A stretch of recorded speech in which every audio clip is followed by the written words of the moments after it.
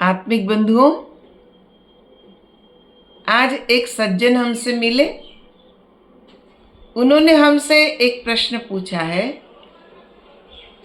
कि आत्मा शुद्ध है, पवित्र है और वही आत्मा हमारे अंदर है, तो हमारा जीवन इतना शुद्ध पवित्र क्यों नहीं है? हमारे मन में इतने खराब विचार भी आते हैं, अच्छे भी आते हैं, कभी पाप भी हम करते हैं, कभी पुण्य भी करते हैं। ऐसा क्यों? देखिए, प्रश्न तो बहुत अच्छा है। ये तो हमारे वेद शास्त्र भी कहते हैं, हमारे वेदों की वाणी है कि आत्मा शुद्ध है, पवित्र है। हमने मान लिया, पर क्या उस आत्मा का हमने अनुभव किया? उस आत्मा को हमने पहचाना?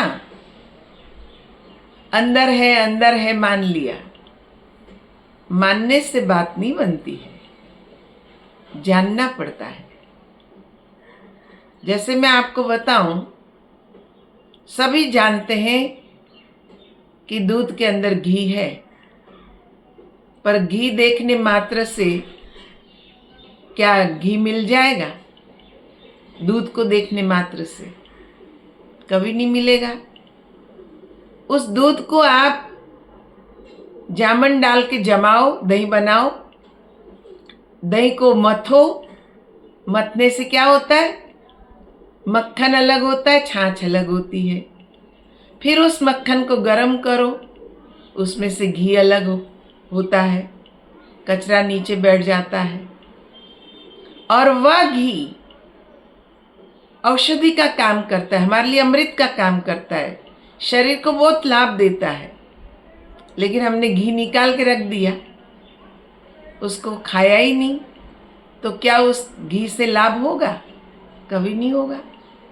इसी तरह आत्मा के विषय में पढ़ ले, सुन ले, रटते रहे मैं शुद्धात्मा हूँ, मैं शुद्धात्मा हूँ, कहने से बात नहीं बनती है। पहले उस शुद्ध आत्मा का अनुभव करना पड़ेगा। हमारे संतों ने कहा है कि जिमी दूध के मथन से मिलता है घी यतन से, तिमी ध्यान की लगन से पार ब्रह्म लो निहारा। ध्यान की लगन, जो हमने पिछली बार भी कहा था कि ध्यान करना है, पर कैसे? आप एक सीधी सी बात समझ लीजिए कि अगर किसी मित्र से, किसी सहेली से, किसी सगे संबंधी से हम मिलते हैं बहुत दिनों के बाद, कितनी खुशी होती है। दो जीव मिले तो खुशी हुई, अरे हमारा संयोग था, हम मिल गए। अब आप सोचिए कि आत्मा ईश्वर का अंश है, और जब ये मन आत्मा के साथ जुड़ जाए और जुड़ने के बाद ईश्वर की अनुभूति हो जाए, तो कितना आनंद आएगा।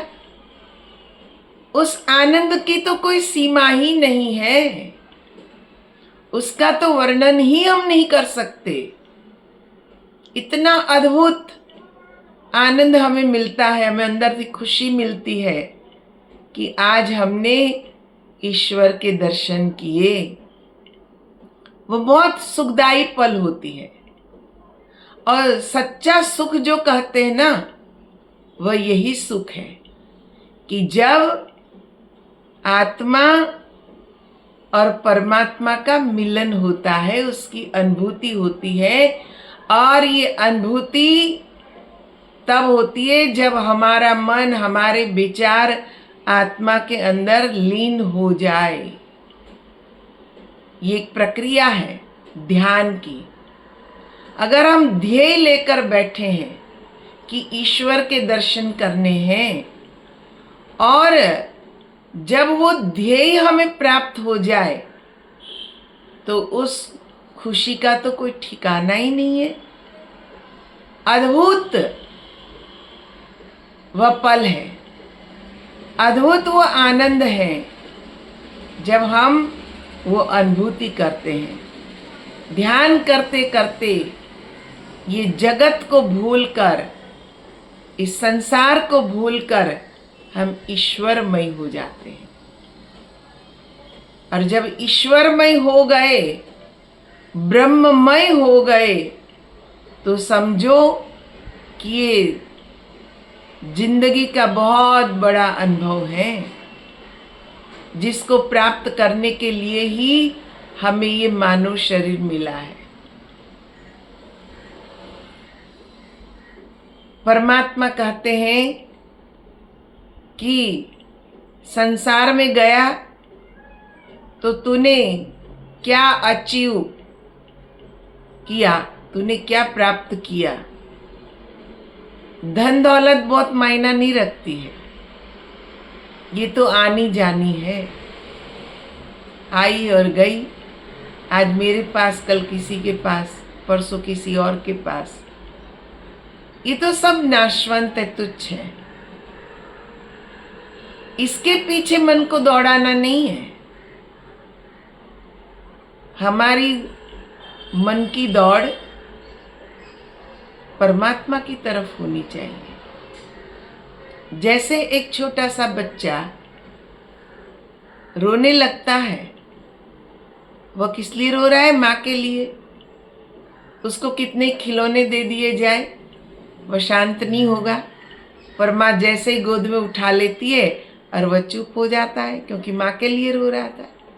इसी तरह हमारा मन भी अशांत है, शांति चाहता है, और उसको शांति मिलती है आत्मा के साथ जुड़ने से। तब ब्रह्म की अनुभूति होती है और वो शांत हो जाता है। ये अद्भुत अनुभूति है, एक बार करो तो सही। सच्चे सद्गुरु संत के पास जाओ और ज्ञान को प्राप्त करके साधना करो, क्योंकि साधना तो खुद को ही करनी है। जब हम खुद करेंगे तभी हम इसका आनंद ले पाएंगे। तो देखिए, ये सुंदर देह मिली है तो इसको सार्थक करो। इन्हीं शब्दों के साथ यहीं पर मैं इतना सा कहना चाहूँगी कि शुद्ध आत्मा को जानने से ही हमारे अंदर शुद्ध विचार आएंगे और जीवन की जो पवित्रता है उसको हम समझ पाएंगे। हरि ओम तत्सत।